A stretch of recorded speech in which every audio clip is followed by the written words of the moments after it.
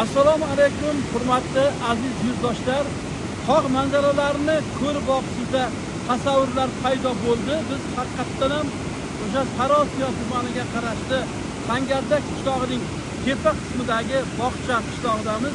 Xuddi mana shu ko'rib turgan yo'lingiz, biz qarab turgan bu tomonga ketadigan yo'l Sarosiyo Toshkent yo'nalishi bo'yicha yangi qurilayotgan trasslar hisoblanadi.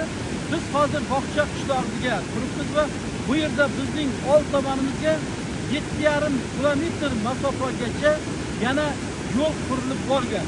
Ko'rib turganingizdek, bu tomonda mana shu ortimizda ko'rib turganingizdek pastda qoq qismi qolgan va olingan ma'lumotlarga qaraganda va respublikadagi o'sha ma'lumotlar beradigan, manba beradigan o'sha mas'ullarning aytishlariga qaraganda bu yo'lning birinchi etapi 2026-yilning sentyabr oyida bitkaziladi.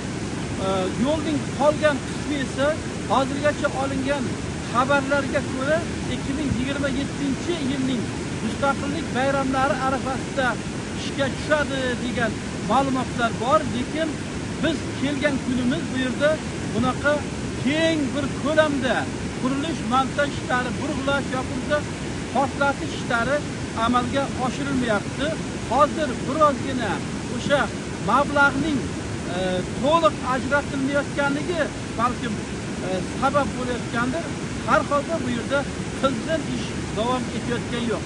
O'ylaymizki, nafaqat surxondaryoliklarni, balkim qo'shni Respublika Tojikistondan kelayotgan shu mehmonlarni, sayyohlarni yoki bo'lmasam o'sha Toshkentga ya Samarqandga borib keladigan bir vatandoshlarimizning og'irini yengil qiladigan yo'l qanchalik ko'p tez ishga tushsa, bu albatta nur ustiga a'lo nur bo'lardi. Biz ham o'ylaymizki, kelgusi yilda mana shu yo'llarning ochilish tantanalarida ishtirok etamiz va umid qilamiz. Jo'raqul Sultonov, Zafar Bejonov, Surxondaryo.